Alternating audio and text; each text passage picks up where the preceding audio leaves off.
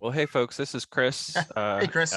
Allie dropped out for a second. I'm vice chair of the Cape Cod group of the Sierra Club, and glad to see some new faces and some familiar faces here tonight. Maybe before we have Jonathan and Louise speak tonight, we'll start with sort of introductions around the room and where everybody's from and what they're looking for tonight. And I just also wanted to say quickly, Jonathan, I followed your work for 20 years plus since I've lived on the Cape, and it's fantastic to be in the same room with you, so to speak, and to hear your insights in person. So looking forward to that. I'm Chris Pawicki. I live in Brewster, and I've said what I'm so excited about. Keith, I'll go to you, and then from there.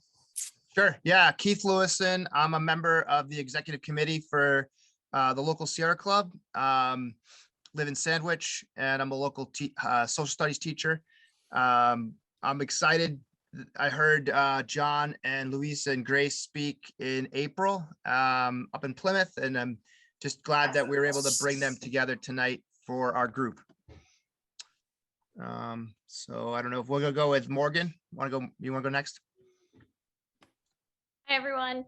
I'm Morgan. I'm also a member of the Cape Cod XCOM. I'm also a local teacher in conservation sciences and wildlife sciences. So I'm also really excited for this chat and how it applies to my students and local natural history. And I live in Harwich. So I don't know. I can pass it on to let's see. Diane. Diane, are you here? Yes, I am. Hello, everyone. My name is Diane Leduc. I'm the secretary for the Sierra Club Cape Cod group. And I, too, am really looking forward to learning about coyotes and other wild. How about David? You want to go next? I'm David Dow. I'm the treasurer of the Cape Cod group, and I'm a retired marine scientist and grassroots environmental activist who lives in East Falmouth, Mass.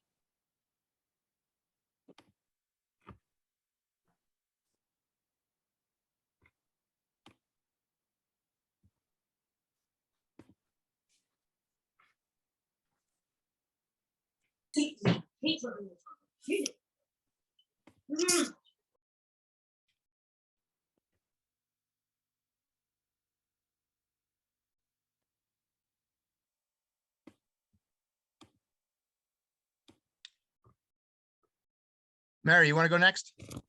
Hi, I'm Mary Wagon. I'm in Mashpee, and I'm so excited about this this presentation. Anyways, I think we'll go to how about Joseph Bennett next?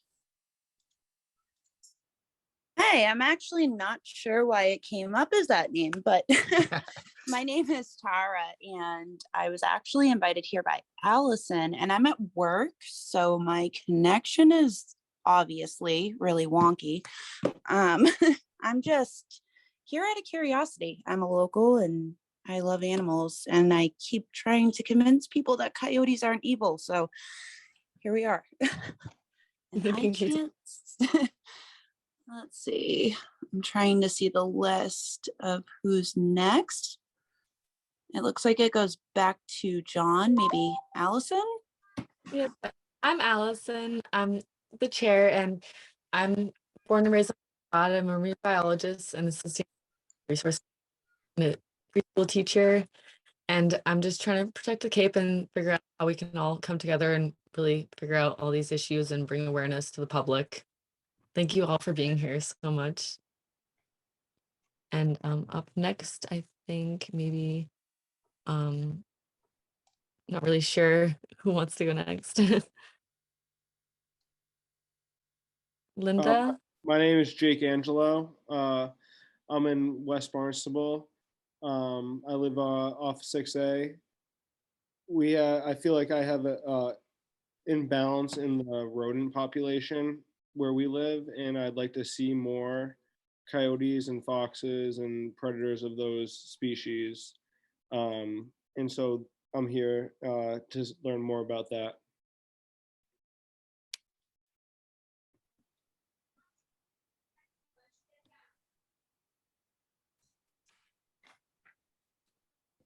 Hi, I'm Linda Lewison from Sandwich, a member of the Sierra Club as well, and definitely very interested in keeping the coyote population going and not being slaughtered like they have been in the past. So thank you for being here. Stephen, Christine? Hi, this is Steve. Sorry if you guys tried calling it on me. My computer's a little glitchy right now. But I live out in East Ham. I spend a lot of time on the Cape Cod National Seashore, and I'm interested in eastern coyotes and kind of looking forward to see what John has to say about them, as well as particularly around the National Seashore. Hi, I'm Christine. I'm actually in Boston, also known as Wampanoag Land, and just basically curious and to learn. As an animal rights activist, I find it important to make sure that we are not decimating the species that are native to this land. And so I just want to be able to learn more. And yeah, that's about it.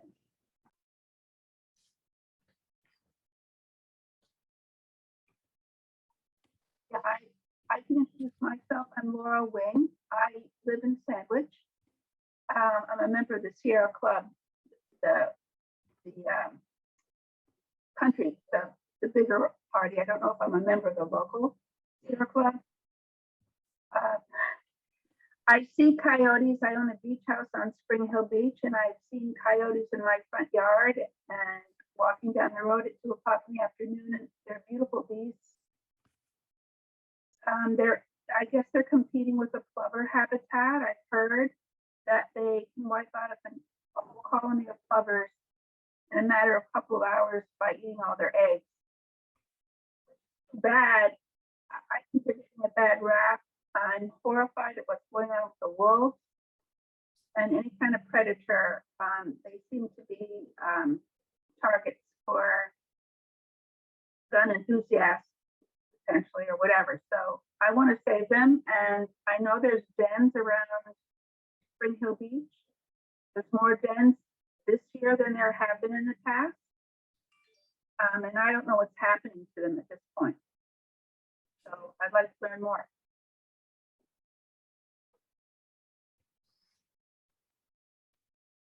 Excellent. I think that's everybody on the call tonight. I'm just going to briefly introduce our speakers. I don't want to take too much time away from presentations. I want to get to that. So I heard John Way and Louisa Kane and Grace McNeil speak, as I said, about 2 months ago in Plymouth. Similar presentation. They had a little more time that day, but really think it's important for all of us to listen to John's expertise in terms of the biology of the animal, but also the activism that he and Louise and Grace, who's a recent graduate of Plymouth North High School. She was one of my wife's students, I will say. I think, just bringing this issue up to this group so that we can hopefully raise the profile of this issue and strategize about how to improve the situation, especially within the boundaries of the Cape Cod National Seashore.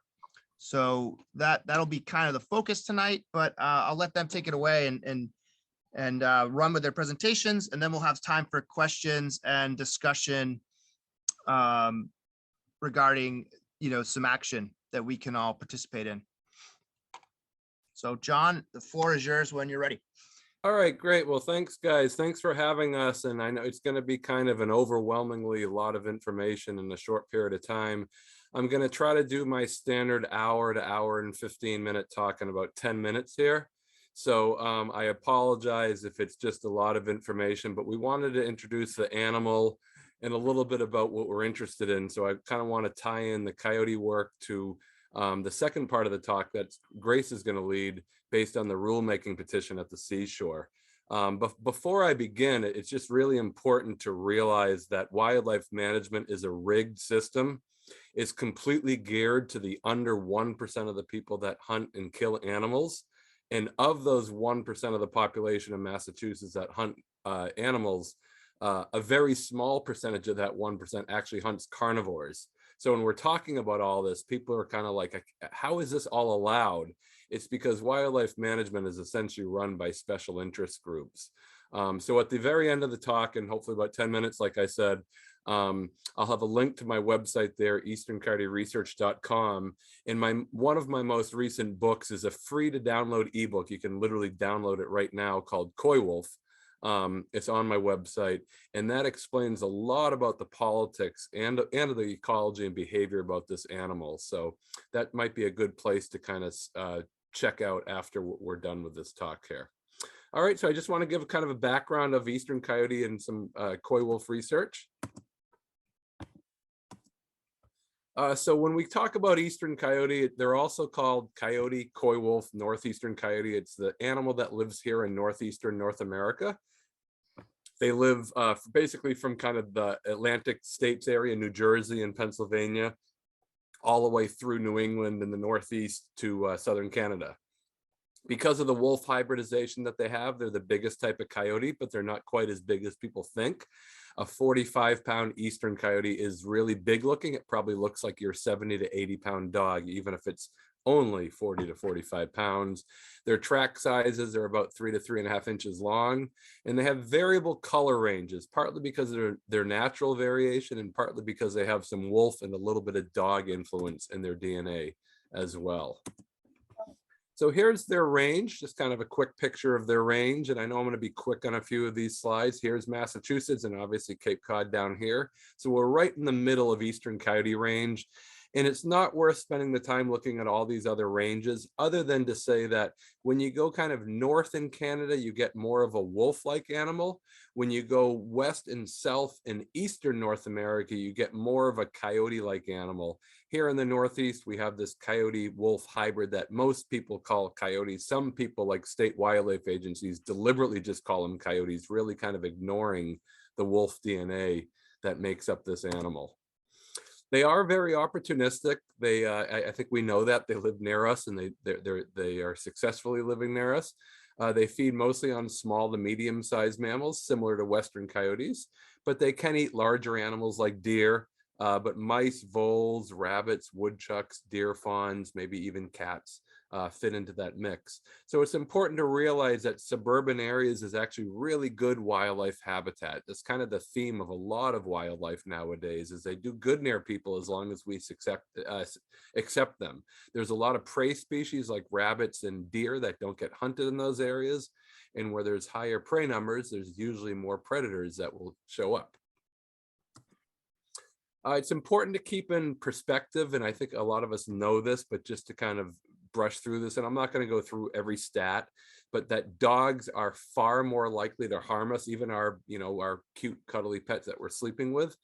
They're far more likely to harm us than coyotes are. Coyotes bite about 3 or 4 people a year in all of North America, 3 or 4 people. And there's about 1,000 people per day in just the United States that go to the emergency room from dog attacks. And there's about a couple dozen people that are killed every year by people, and 3 to 5 coyote bites per year, not per day, but per year on people. So they're much less likely to harm us than even our dogs are. Even though our dogs seem to be harmless, of course, things happen. And so I heard a lot of your reasons why you're interested. It is important to realize that there's a huge political system we're up against. And I'm going to try to minimize the discussion right now, because we're going to get into that during the second part of the talk, as well as with your questions after. But it is currently legal for anyone that buys basically about a $30 hunting license. When you buy that hunting license to kill deer, rabbits, whatever you normally go hunting with, I should say, you can automatically, with that hunting permit, kill Eastern coyotes, coywolves 6 months a year from October through March.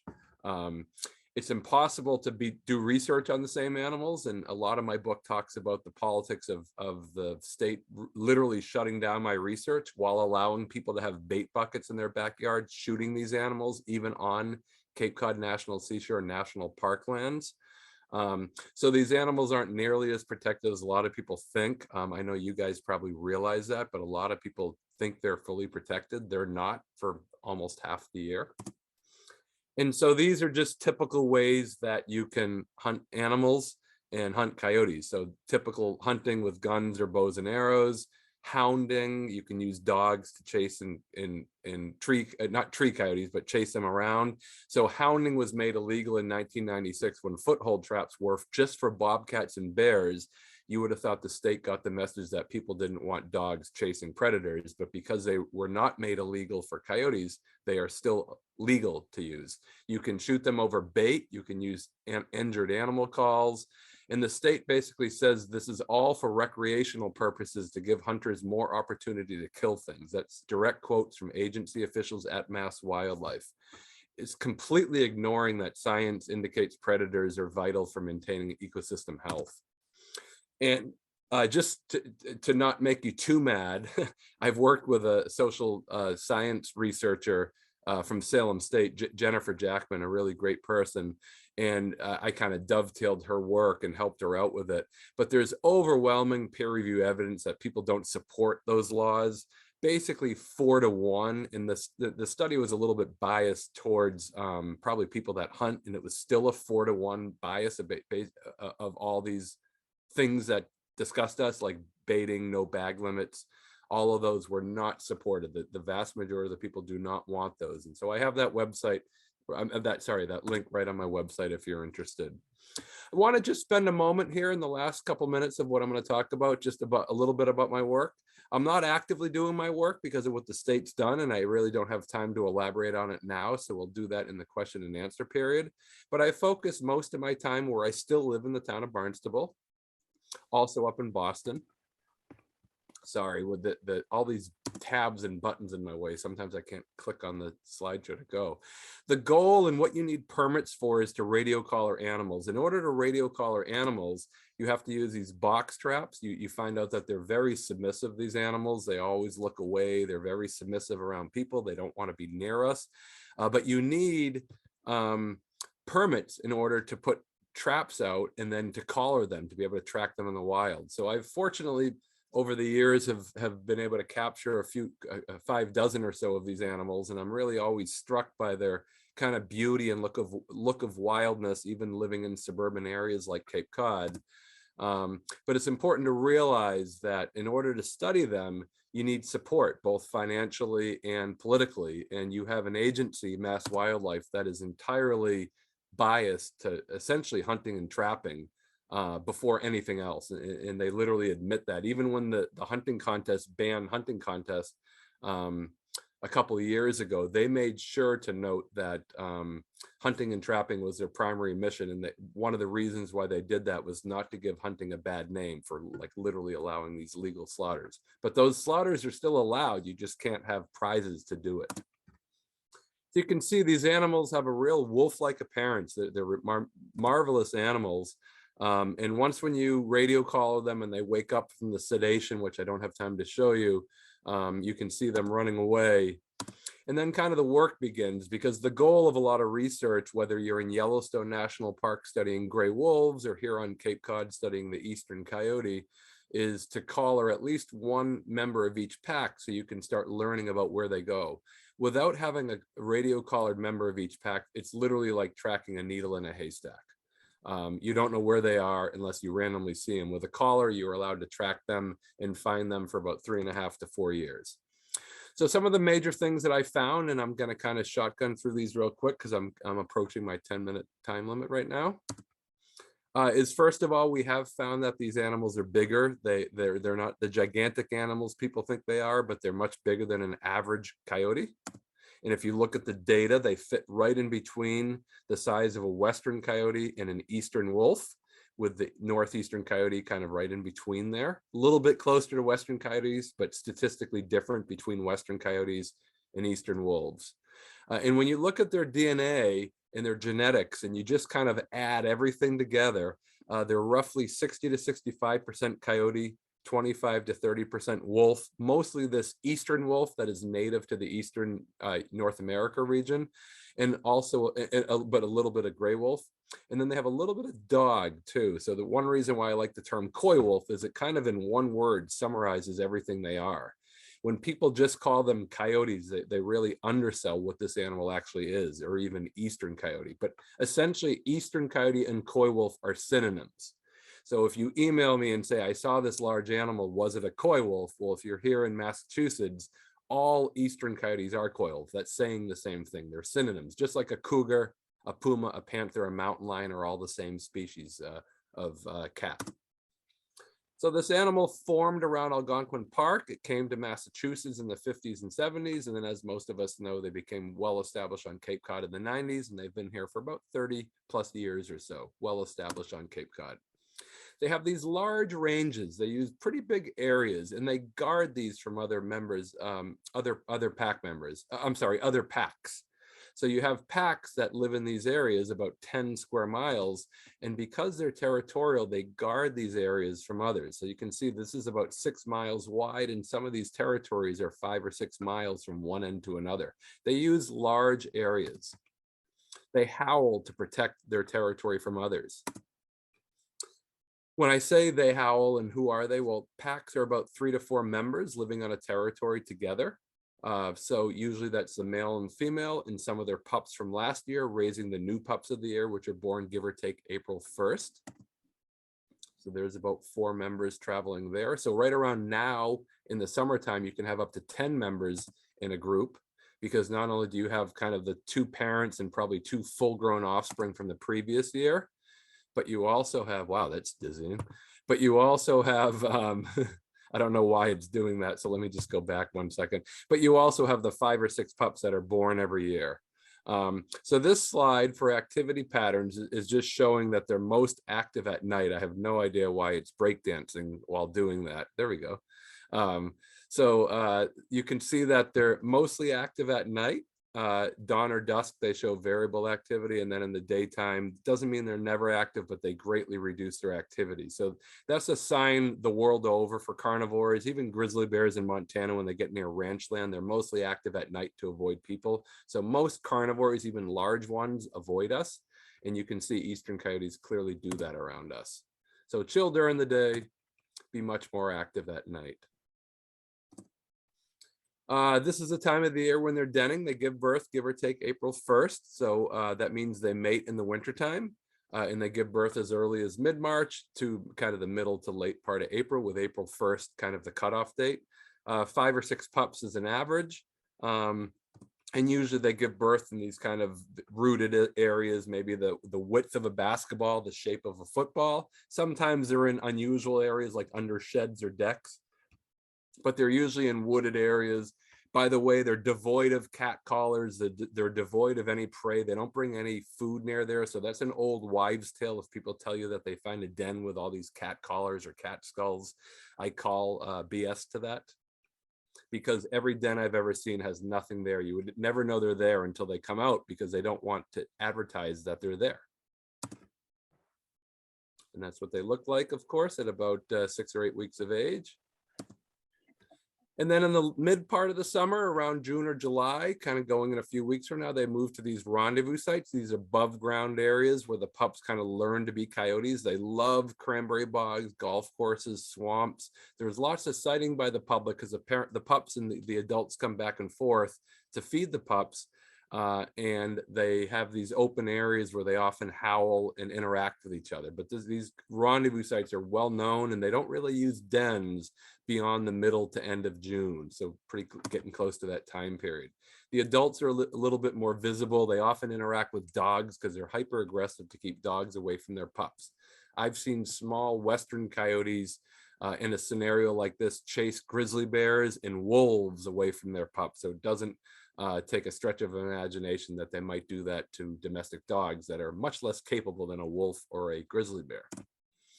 And then kind of tying up their aspect of behavior is their movement patterns. They move a lot. They love these altered landscapes that humans provide: power lines, cranberry bogs, dumps, railroad tracks, neighborhood roads.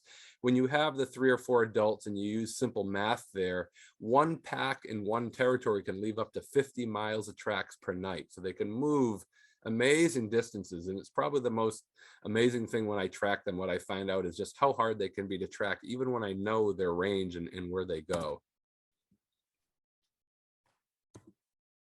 So they have this 2-dimensional body shape when they actually don't have all that fur around them, so they can really travel. Even in the snow, they can really travel. And then they often move. This involves actually in one night crossing the Mid-Cape Highway twice, which is probably not a good long-term strategy for these guys, but this one actually moved about 12 or 15 miles in one night. Waquaca Lake's one of the biggest lakes on Cape Cod, and you can see that this animal's movements just dwarfed it in one nighttime period. So in reality, there really aren't too many of them. I think we all know that. Their population stabilizes pretty quickly. It's not easy for them to increase numbers because of their territorialism. So I'm not going to elaborate on that slide too much. You can certainly ask questions if you want at the end, but I want to move on to the second part of our talk with Grace and Louise starting, but I will leave this for you. And as Louise starts, I'm going to transition from this talk to what Grace is going to talk. But if you want, this is a free download. You can go to Coywolf, easterncoyoteresearch.com, and there's a tab called Coywolf book. And this explains a lot about their genetics and their ecology in part 1.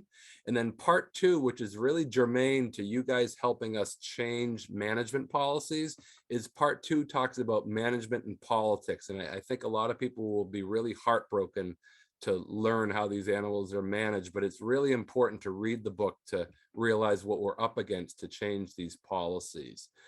So I'll be glad after Louise and Grace are done to answer any of your questions. Thanks, guys. Thanks, Louise. Yeah, hi, I'm Louise, and I'm just going to talk really briefly, but John and I met through this site called the Wildlife News, and part of the reason we met was because I was outraged. I was walking in the National Seashore and I saw dead coyotes that were and fox that were thrown in a pile. So I made the mistake of calling the Massachusetts Department of Wildlife, and I was told, oh, that's perfectly legal. There's nothing wrong with that. And I was really shocked. I just couldn't believe that. So I started seeing John posting on the Wildlife News, and he became a little bit in my mind like a rock star because he was writing about coyotes. He knew everything about them. And so we started talking about how we could possibly do something to change that. And the first thing that we got together on was the Carnivore Conservation Act. And that act outlined a number of actions that we thought the state could take to protect carnivores, including setting aside habitat for them, changing the seasons, reducing quotas, that just a number of things that you can see if you look at either www.carnivore-conservation act, or you can go to John's site. But that led to something that was going on, and I think many of you might have seen it. There was the first ever coyote killing contest, and we started seeing those around the country, but it was really shocking to see it here. So again, I asked John if he would give a talk and we could discuss this in front of people and then have a protest. So that's what we did. And we got a huge turnout. A couple of hundred people came. And the thing that impressed me the most was that there were a number of people that had taken the time through these talks and through the protests to really educate themselves about who coyotes were, what threats they actually did not present, and to look at the biology and the habitats and their life histories. And so when it came time to sit down with the state, and the state was actually forced to look at the issue because there were so many people protesting, people had the right answers and they had the right responses, and they were able to talk intelligently about what they were going to do. So as part of that whole chain of events that John and I hoped would change the way people thought about coyotes and the way that they would be managed was we started working with a group called PEER and in Washington, D.C. to come up with a rulemaking petition. And a rulemaking petition really is just a formal legal document that requests a change of a rule. And in this case, we asked for a change of allowing coyote hunting in the National Seashore. So about 2 years ago, I guess it was now, maybe longer, we submitted this formal rulemaking petition that is supposed to have a timely response by the superintendent of the Seashore. And we never heard anything. So to lead to the next part of it, which is Grace is a high school student and the president of her environmental club. And she contacted me to find out whether or not I would mentor her this year. And I loved the idea, her passion and the idea of engaging her in a public way so that she would be able to raise the issue of the rulemaking petition not being addressed again. So she gave a talk with John and I a couple of months ago, and that's how we met Keith. But I'll say one more thing before I introduce Grace, is that it's really, really important. Some of the takeaway lessons that I learned during this whole process is that if you want to make any kind of a change for coyotes, and I think most of you are here because you do, or for carnivores or any wildlife for that matter, it's really important to be persistent, to be organized, and to get collaboration. And the reason for that is that the hunters are, and they like to trophy hunt. They like to kill animals. And unfortunately, our wildlife agencies act more like hunting clubs than they do agencies that look at long-term protection of species or biodiversity or managing species from a biodiverse perspective.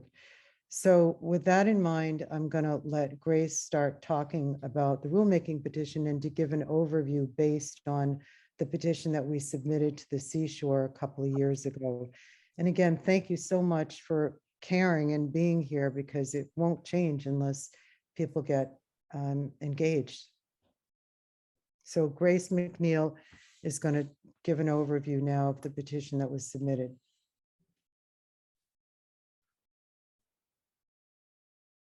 Hello. So I'm going to be giving an overview, as Louise said, of the petition. So the issue, as we've been talking about, is that a lot of people aren't even aware that trophy hunting or sport hunting of carnivores and other non-edible species, such as coyotes or coywolves, is allowed in the National Seashore. The Seashore's current hunting regulations adhere to mass wildlife hunting policies that clearly conflict with their federal mandate as a national seashore to maintain wildlife unimpaired for future generations. So some of these policies that are allowed in the Seashore include a nearly 6-month coyote hunting season that runs from October to March, and this runs through their mating and rearing seasons. There's also a 4-month fox hunting season where you can hunt fox from a half hour before sunrise until midnight. And these seasons are unusually long compared to the 3-month deer hunting season. There's also limited hunting at night, which is much more regulated for other species. And there's no bag limits on how many coyotes or foxes you could kill. And there's also no restriction on sex, age, or size. And some of the hunting methods that are allowed are the use of dogs, bait, and manual and electric calls.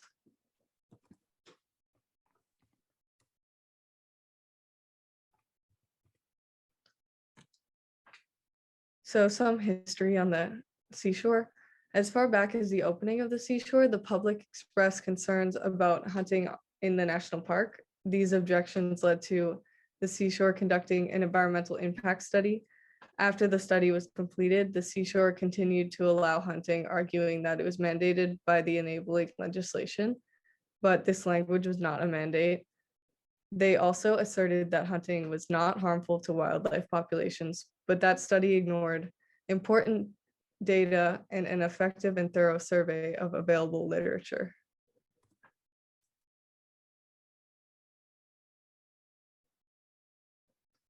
So there was a lot of issues with the environmental impact statement, including that the Seashore relied on an outdated, non-peer-reviewed study conducted in 1976 that ignored more recent studies that illustrate the significant impacts of hunting on predators like coyotes. The environmental impact statement, or EIS, ignores the importance of managing species from an ecological perspective. It also ignored public opposition by those who oppose the hunting of non-edible species. The EIS also ignored data that shows that killing predators may generate public opposition to wildlife managers, undermines positive attitudes towards wildlife, and results in devaluation of large carnivores such as wolves and coyotes. Research also illustrates that declining public acceptance of lethal predator control over the past 2 decades, with people increasingly finding lethal methods more inhumane. So people don't agree with this.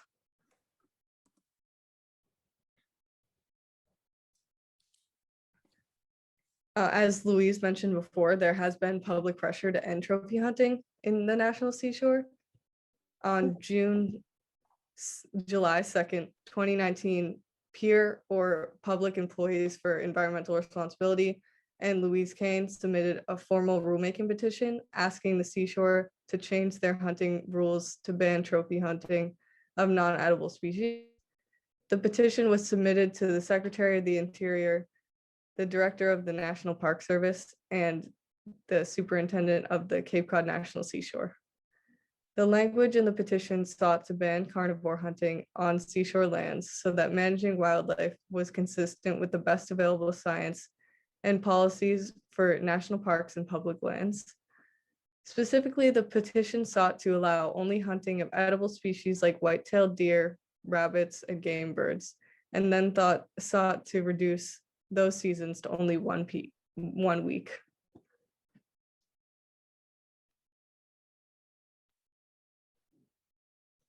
So I'm now going to be talking about why this rulemaking petition is important.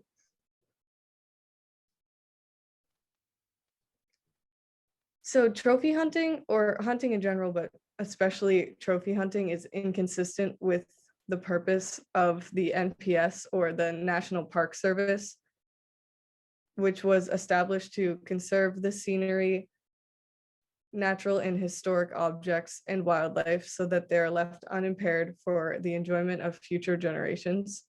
And national parks were established to maintain natural ecosystems and genetic and biological diversity. The enabling legislation specifically states that it is the duty of the NPS to implement policies and regulations that are consistent with these goals.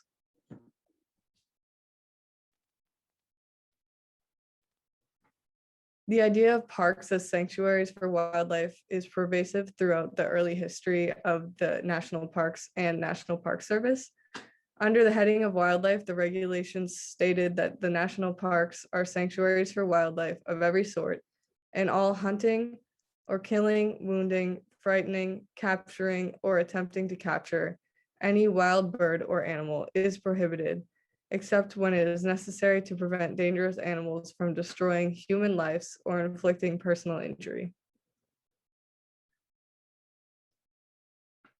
The rulemaking petition also noted that the significant goals of the establishing of the National Seashore, these included preserving nationally significant special cultural and natural features that characterize the Outer Cape, including preserving scientific and recreational values, providing important opportunities for current and future generations to experience, enjoy, and understand these features and values.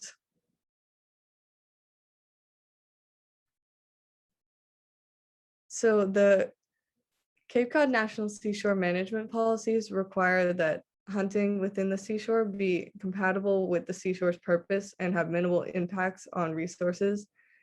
The petitioners argued that activities that affect wildlife populations like hunting should be managed to minimize ecosystem impacts and sustain natural processes. The rulemaking petition argued that a ban on trophy hunting or sport hunting of non-edible species was necessary in order to advance ecologically sound precautionary management principles and to discourage wasteful and damaging hunting practices that hinder the effective and ethical management of resources.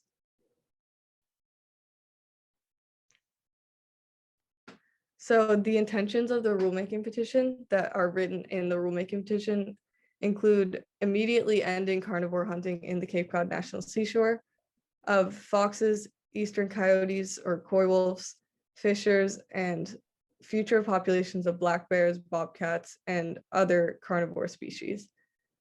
The second intention was to revise game seasons for deer, rabbits, and game birds to be only 1 week in length, because this was roughly the length of hunting seasons when the seashore was established in 1961, and it reflects a commitment to maintaining Cape Cod National Seashore in a relatively undisturbed state, yet still allowing consumptive activities.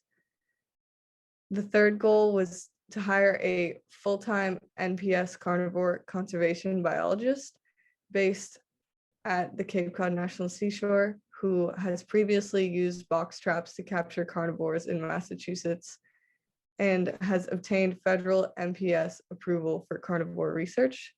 And the reason for that last request is so that we can have a better understanding of the populations of carnivores in the Cape Cod National Seashore, a better understanding of the population's health and numbers.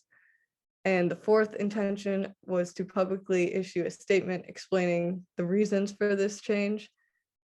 And the fifth and final intention was to send a letter to Mass Wildlife explaining the different management strategies of wildlife on a national park unit compared to state managed lands.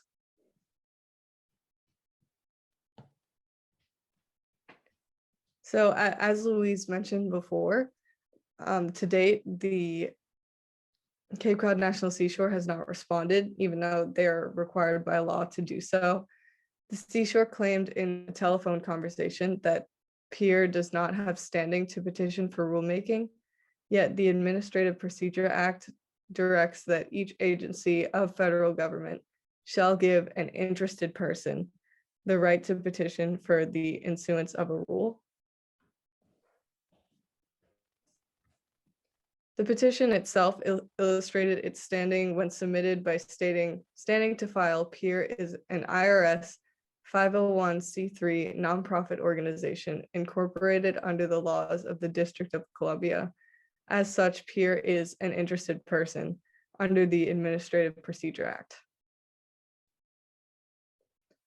In addition to peer-reviewed publications and the rulemaking petition, nearly 8,200 people joined to sign a change.org petition calling upon the Cape Cod National Seashore to ban hunting of coyotes and other carnivores.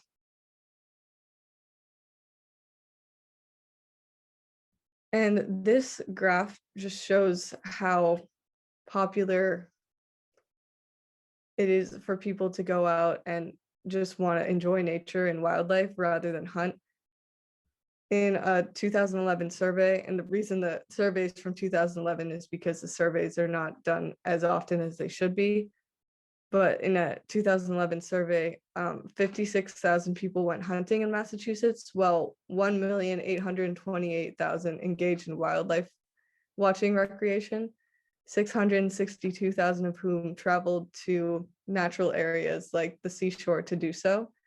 And hunting and fishing news account for only 4.6% of NPS funding.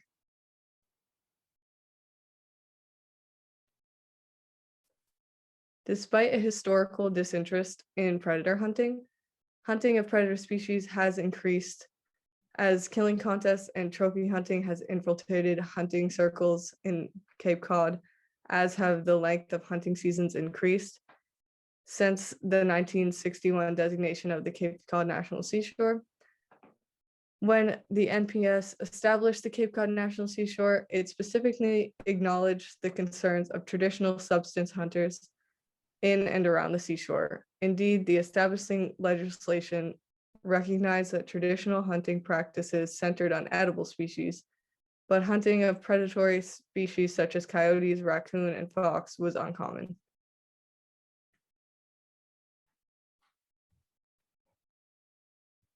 So overall, as the founder of my previous high school's environmental club and a student entering college, I hope to encourage people to hold their representatives and agency heads to a higher standard. People who enjoy wildlife watching and do not agree with trophy hunting or sport hunting should not have to bear witness to the ecological destruction caused by trophy hunting. National seashores, wildlife refuges, and parks should be areas of refuge for wildlife and humans alike, especially in a world of diminishing habitats, human overpopulation, and an era described as the sixth mass extinction. I hope that we can do better for the sake of my generation and our natural inheritance. And thank you for listening. Thanks, Grace. I wanted to say something really quickly too that I was thinking about while Grace was talking about the rulemaking petition. One thing that's very striking is that the number of scientists, we had a good number of scientists, including Jane Goodall, who at the last moment signed the rulemaking petition. There was something like 90 of carnivore specialists and scientists. And I've experienced that in other documents that we've sent to protect wolves or to protect other carnivores. And the amount of effort that went into putting this together and the expertise, the lawyer who drafted a lot of it based on John and my work, and John's expertise as a biologist, mine as an activist and a lawyer, a non-practicing lawyer. It was incredible that they just ignored the petition. There wasn't even a response. And then when I finally did make a phone call to let the new superintendent know that we were going to be working on this presentation and expecting a response, really all he could say was that I said, look, doesn't this give you a really good opportunity post-Trump and in this new Biden era to push for some policies that are a little more proactive and precautionary from an ecological standpoint? And he basically said that they were trying to do some of that, that they had intended on hiring somebody, I'm not sure who, he didn't identify who they were, to do hair traps, to look at the number of coyotes in the seashore. And instead of using box traps, and when I asked him whether or not they had put out a solicitation, which is required to be done whenever you hire somebody in the federal government, he said no. So they didn't put out a solicitation. They didn't answer the petition. They have, as far as I know, maybe no intention of doing that and complying with a federal regulation. And then they always fall back on the idea that they use the state regulations. But if you understand anything about state and federal supremacy, then the federal government actually has the right to create the standards by how a national park is managed. So it was just a real frustrating conversation.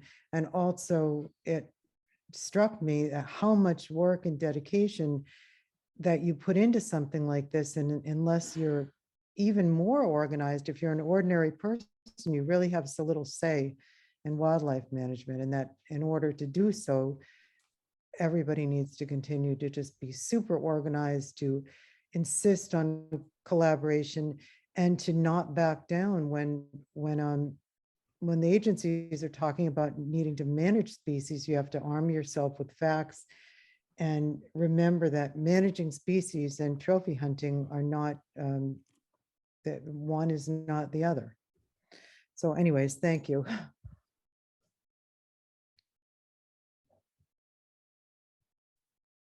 Hi, this is Chris. I had a question. So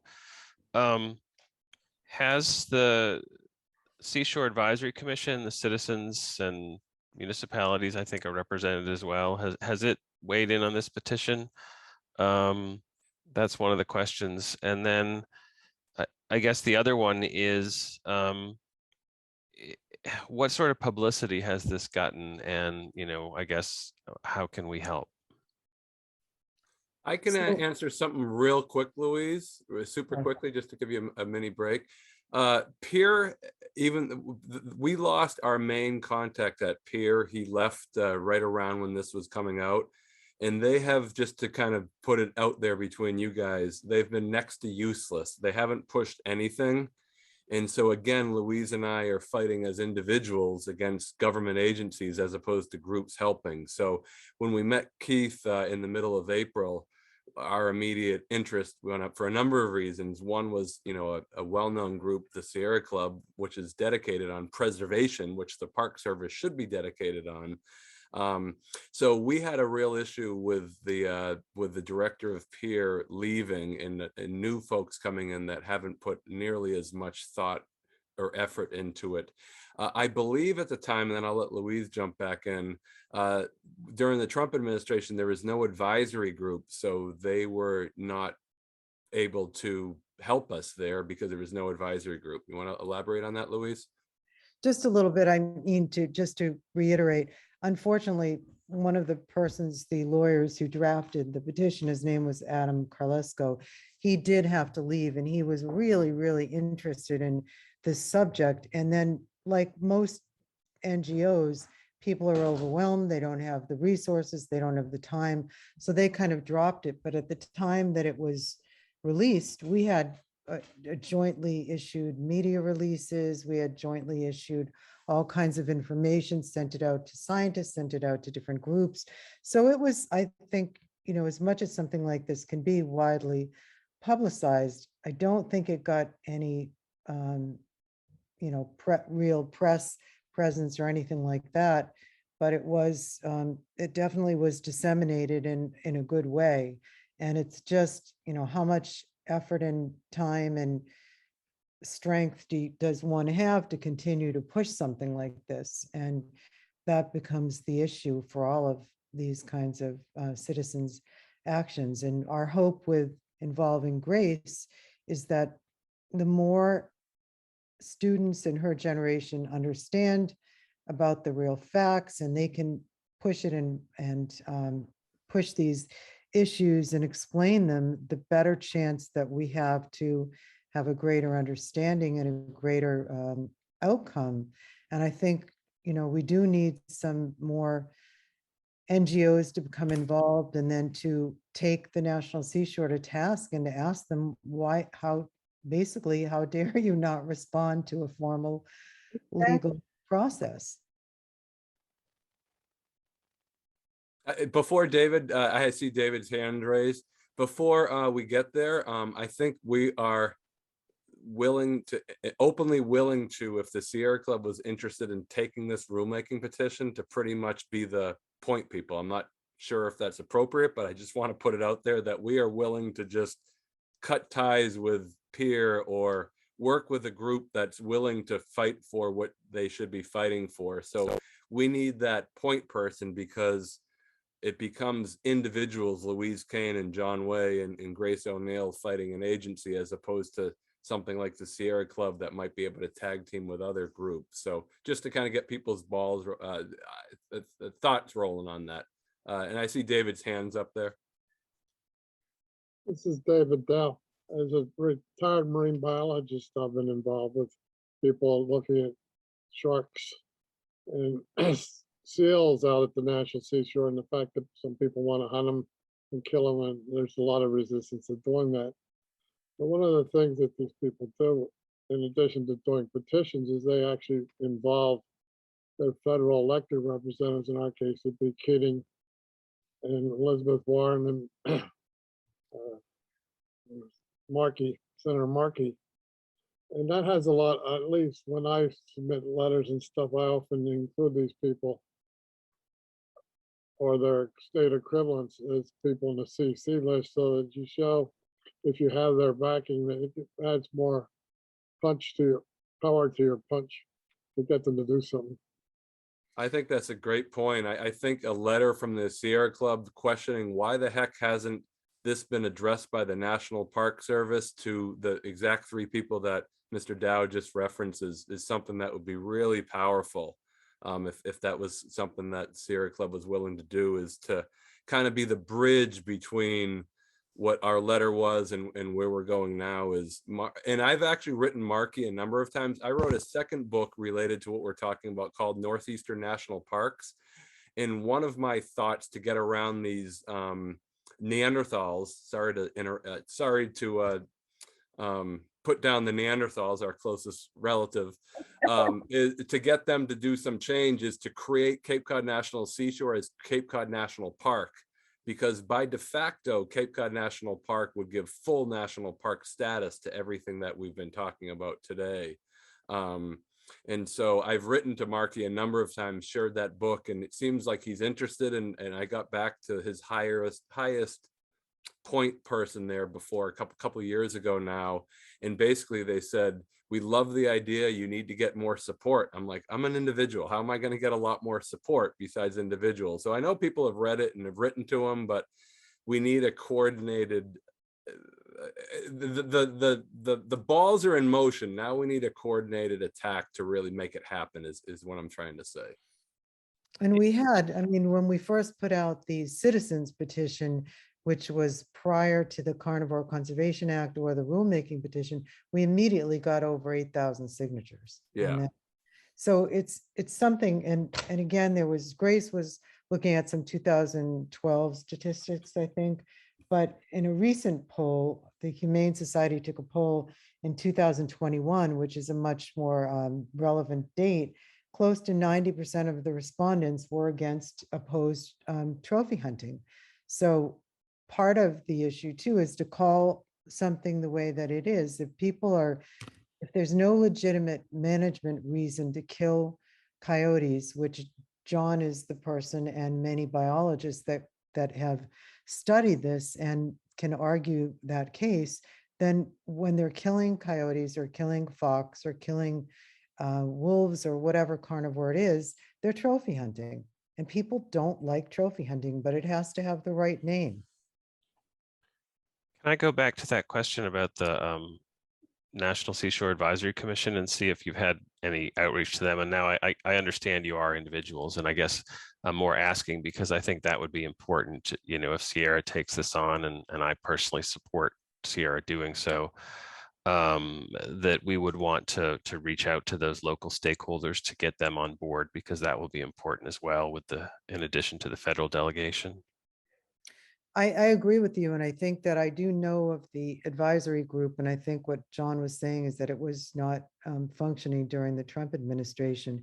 But what could happen now, and I think maybe a really good goal would be to do something like this, to have John give it a talk to the advisory commission and an overview of what the petition is about and what we're asking, and to do something that's informal to start with and from an educational perspective. I agree. Yeah, I guess I'd like to do a little more research before I figure out if we can ask for an agenda item there. I think it's a clear ask of our federal delegation to consider, the issue of why the petition hasn't been taken up. But I'd like to, think a little bit more about how to make sure that we have a chance to get a presentation before the local commission, because I just don't understand or know enough who's on there and how you can get on that agenda. Also, I'm sure there's politics around. What I appreciate about you, John, is actually that you're outside the establishment. And sometimes that's the safest place to be when you're doing cutting edge research and, important advocacy work. You can speak the truth that sometimes people inside the agencies can't. Thank you. Thank you. Yeah, and I'm willing to do a full coyote talk, which is a little over an hour, to explain the animal at depth, or what we just did for the last hour, kind of dividing it with an introduction to the animal and an introduction to the issue. I think it goes without saying that Louise Grace pending her schedule with college and everything, and I certainly would be really interested in furthering as much as we could as soon as we could. I'm always ready to do stuff like that. I don't need a lot of notice. I was just going to mention, I have been involved with the Still Bank National Marine Sanctuary Advisory Committee, and they have 30 or 35 people on it. So that you need to find a few champions if this National Seashore Advisory Committee is the same size, because otherwise you just get diluted by all the people in special interests. Just maintain business as usual. I see Tara's hand up as well. Yeah, sorry, I'm not going to turn the video on because then you won't even be able to hear me. It'll just go all wonky. So to tack on to the last point about talks, I would love to see you do more full-length lectures about coyotes. I did want to say, whenever coyotes come up, so like in my job, I meet a lot of people. I talk to a lot of local citizens. And the biggest thing people bring up is issues with dogs.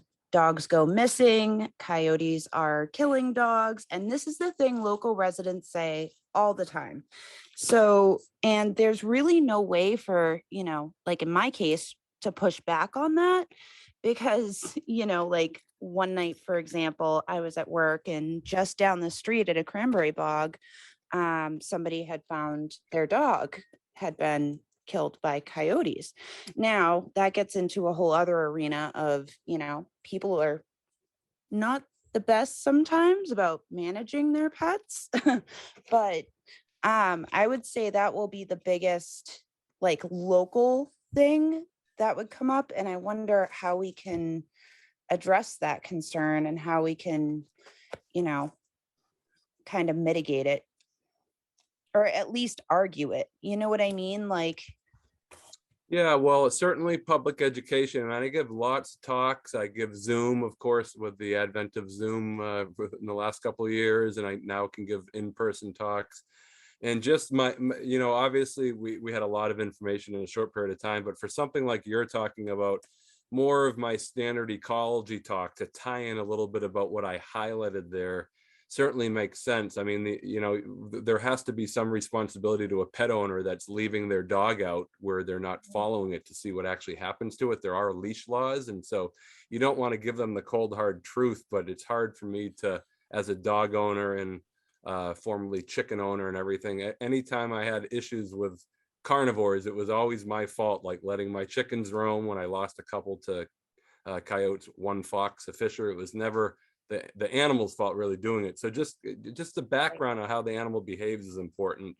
And also kind of, making sure that they know that we're talking about kind of two different issues. We're talking about national park lands that really shouldn't matter where their dogs are because their dogs really aren't allowed to do those things on national park lands, but also, that's a very good point. Yeah, so it's an important issue that you're talking about. I'm not dismissing you at all, but also mentioning to them that this proposal is for national park lands, but yes, these are the things that we can do to easily avoid interactions from becoming negative interactions like you mentioned. Thank you. Yes, I'm just trying to find ways to argue these things because that's what people say and it's frustrating. It's really frustrating. Yeah, I mean, just to give you a super brief background, before the pandemic, I give 12 to 15 talks a year. And they started to, in the last 5 years, really get into the greater Boston area much more commonly than Cape Cod. I think I just saturated the market on Cape Cod 5 or 10 years ago. And so I went to all these places. So I've done it for a number of times, a number of years, but it's always great to hear someone like you that hasn't experienced that, and that there's obviously a lot of people that haven't experienced that need to. Not that I need to hear myself talk, but just to talk about the animal and its actual behavior, I think is the important thing. Right. Thank you. Thank you.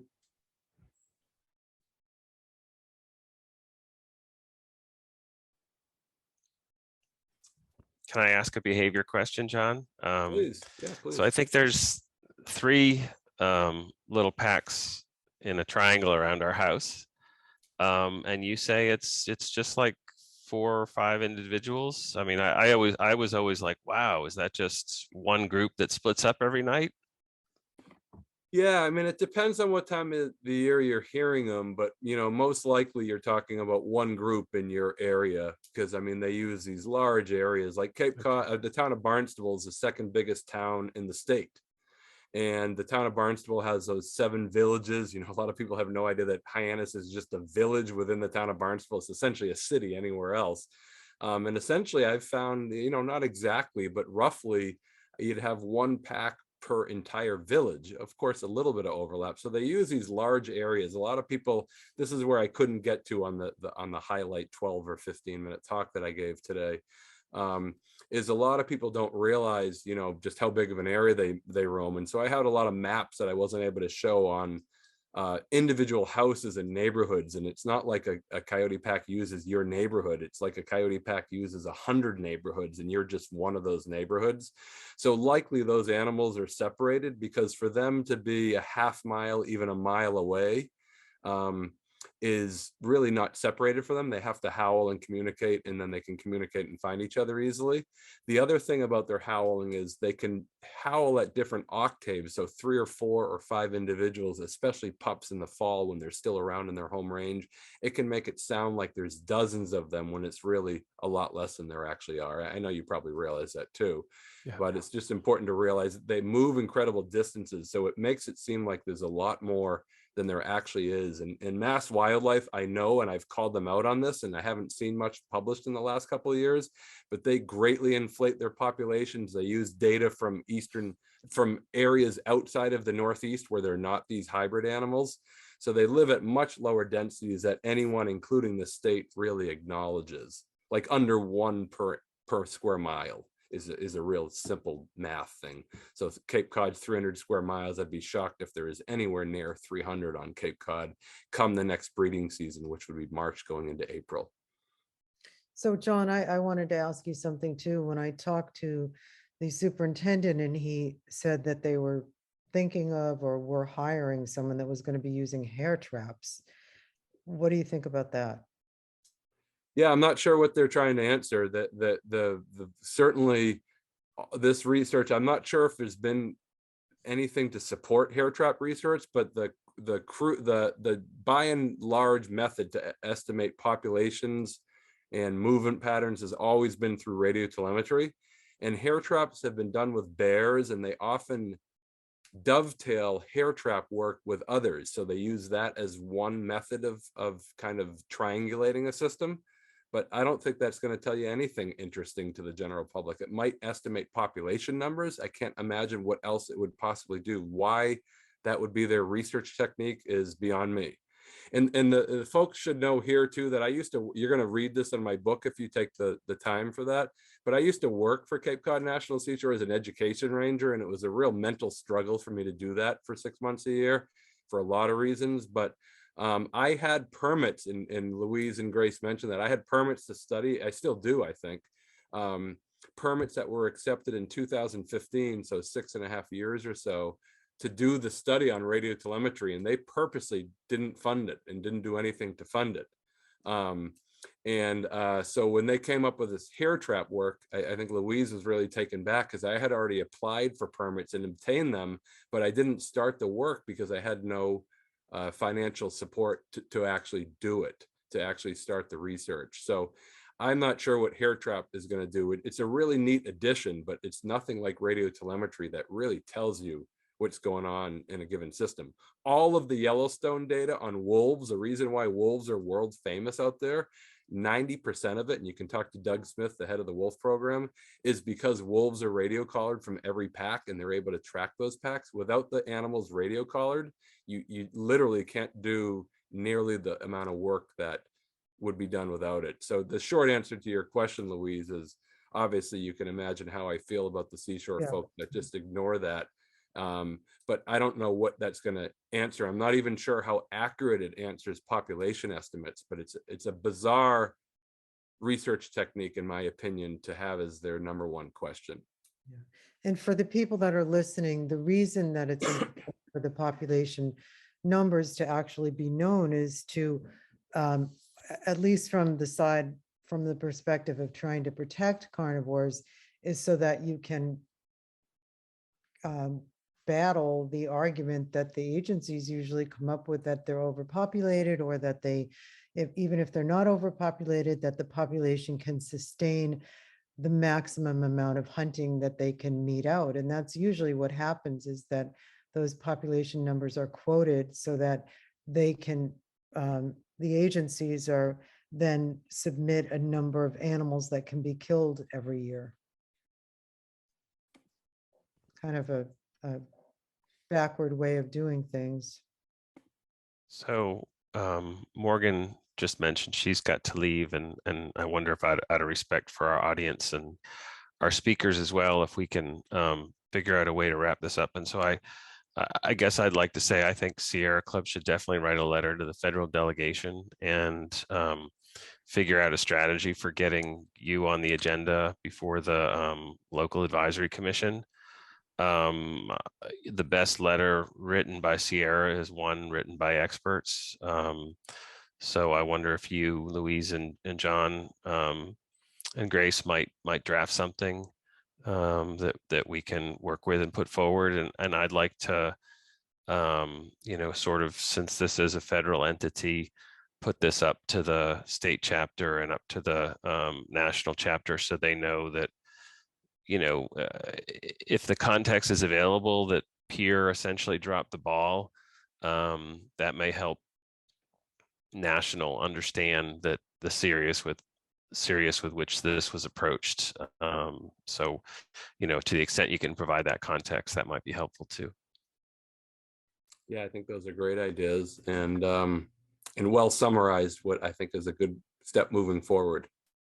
Yeah, I completely agree, Chris. So I think that's a good good place to wrap up tonight. I think for our homework is to, internally for Sierra Club, to talk to our state and national folks to make sure we can elevate this the way we locally want to.